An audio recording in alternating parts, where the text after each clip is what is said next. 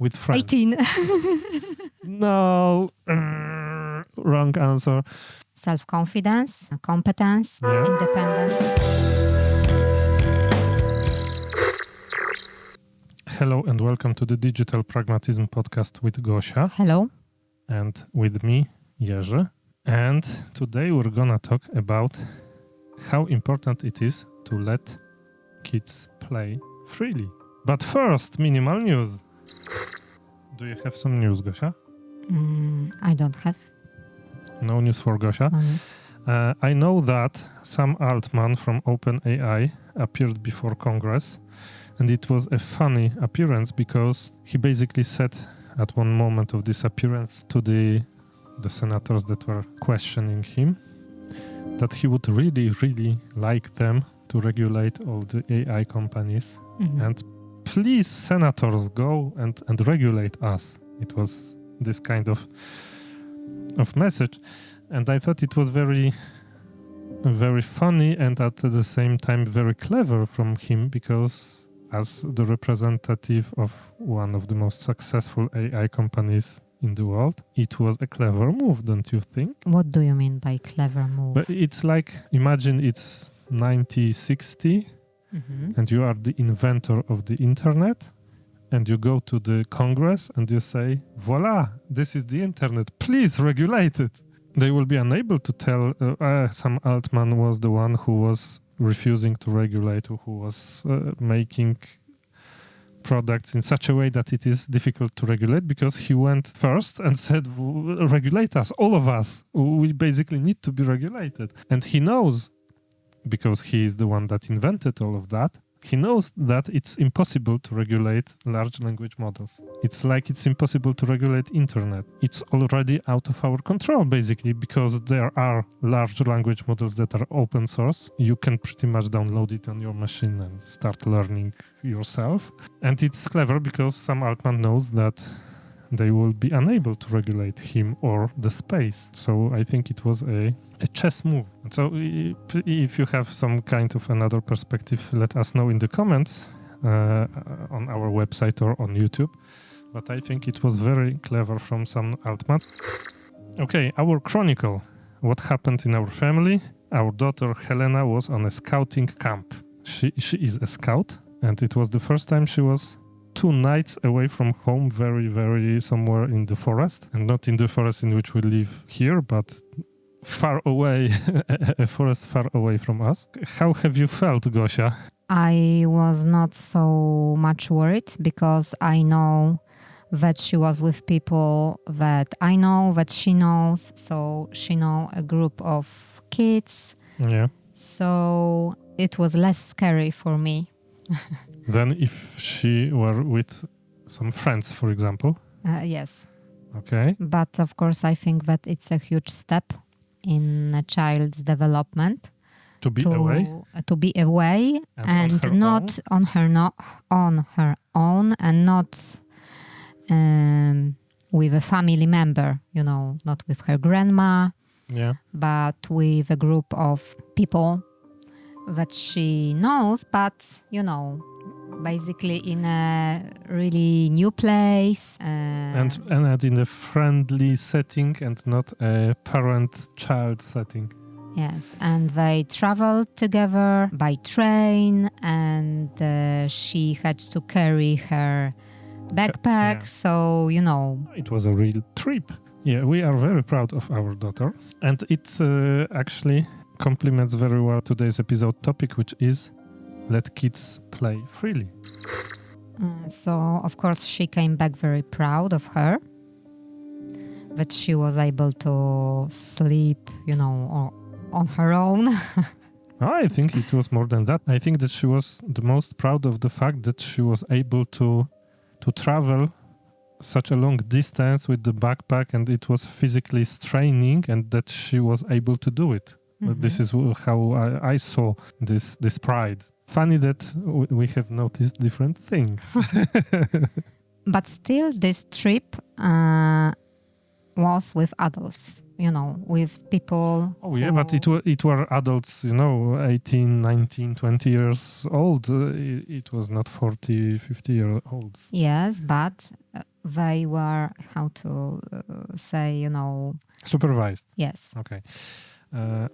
Would you be able to let her go on such a trip at 8 years old without never. Adults? Never. Not at 8 years old. Why? I think that it's not an age to do such a trip, Again, why?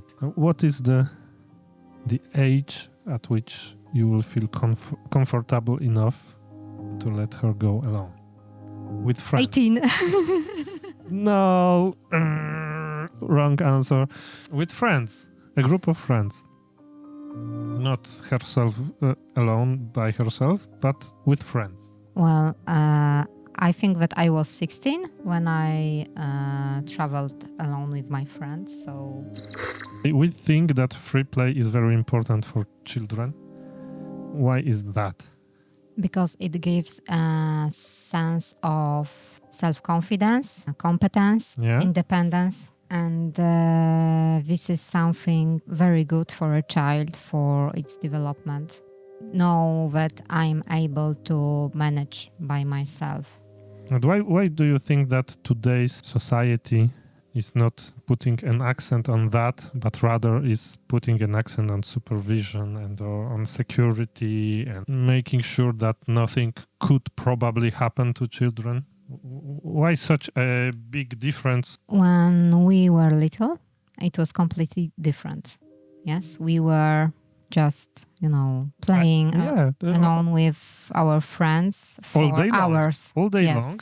Our parents had no technology to know where we were located. Mm-hmm. They knew pretty much in a square of 2 kilometers by 2 kilometers where probably we should be. But and still we are okay. So now we have an access to much more.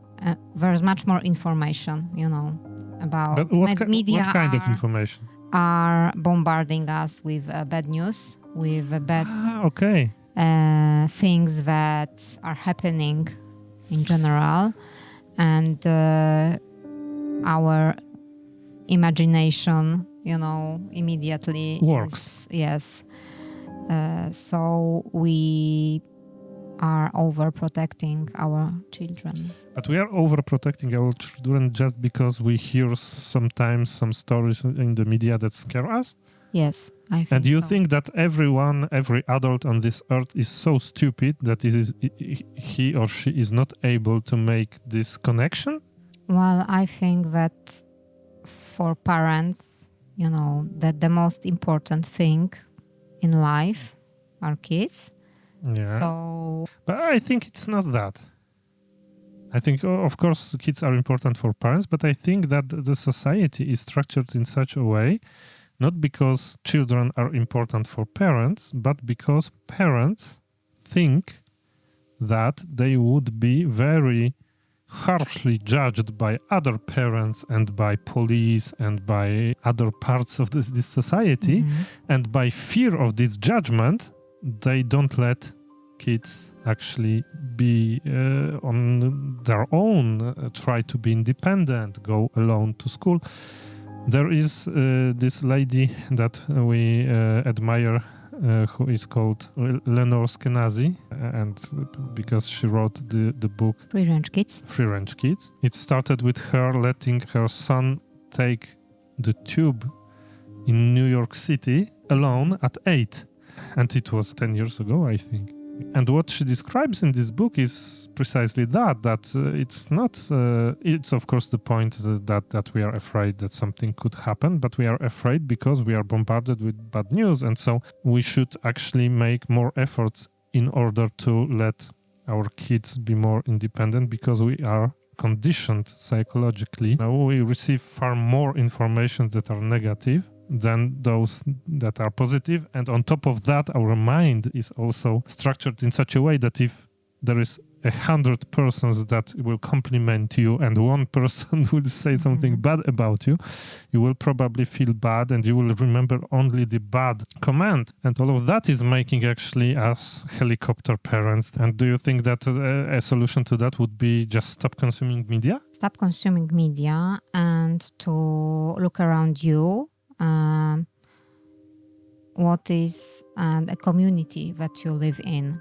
You know, the quality of community is also important. It's when you live in a good community and you know that the people around you knows your kid and you know, in general, you know, the kids. Yeah, you know each other, basically. You know each other. It's not a community of strangers. So it's also safer to for a child to walk alone. So in Poland, the child is allowed to walk by herself or himself from 7. I think there are states, Len Roskenazi wrote about that, there are states that prohibit it until 14. There is a statistic also that is mentioned in the book that kids are 70 times more likely to die in a car crash than to be kidnapped in your local community. And if you ask somebody random what is the chance of being kidnapped, probably they will say that it's much higher than a car crash, and it's a consequence of what media is communicating, because this is something that is very clickable and that will obviously make for a very, very good piece of media, but it's not the truth. So, last week, one of moms told me that she pulled back her permission to walk alone for her daughter, because there was a news spreading among parents that somebody tried to kidnap a child in our neighborhood. And I checked immediately if it's true. Didn't found, I don't know, some news that there was a news among parents that someone... No, have you found a source, a real publication? No. There must be a moment when you just let go, I think so. And the sooner, I think, the better, because in a safe environment, your child can gain that self-confidence and independence. When you know that your local community is a safe place, I would say, it's really good to have this trust. People and grown-ups are really overcomplicating everything. I think that if you ask a kid that is 8 years old, what do you need really? The kid will tell you, I want to do things on my own. I want to go to school alone. I want to go back from school with my friends. It's the expression of real needs. And basically your role is to react to that. And you can say, okay, fine, we will do this in such a way that you are safe and you can do it. Or you can react by saying, I'm too afraid, you will not do that. And if you react the second way that I mentioned, the question that the kid will probably ask you is, when will I be able to do that? Or why don't want me to walk alone? You don't trust me? You don't trust me? You think that I'm less competent, able than my friend that is already walking by himself or by herself home, etc. And that is why it's an important issue, because if it's the parent that is afraid, I think that the parent should manage his or her fear, but this fear should not be perpetuated on the kid. Do you want to add something about the Let Grow movement by Len Roskenazi and Peter Gray? This is crazy that there must be a foundation. Yeah, because Let Grow, it's a foundation that is promoting free play amongst children. And so, and they are acting on a local level. In the United States, they are acting also directly with schools. We are in a place where we are completely disconnected in our local communities. I think we don't know each other. Yeah, you don't know each other. Not enough. Not enough. And on top of that, there is the fear that is spawned by media. And on top of that, there is the fear that you can pretty much sue everybody on everything. Yes, and sometimes even in our school, it happens that the kids are not allowed to play football because somebody can get hurt with the ball. So the parents had to intervene so that the teachers allowed kids to play.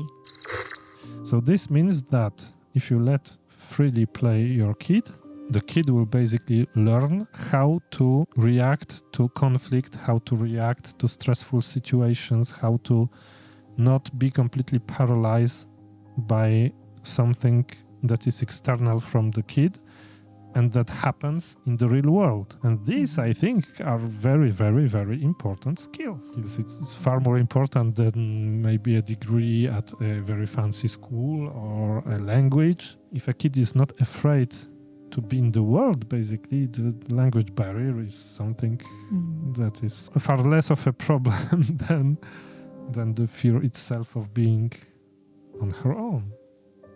So this is a very good summary. Thank you very much. Thank you. And see you in the next one. See you.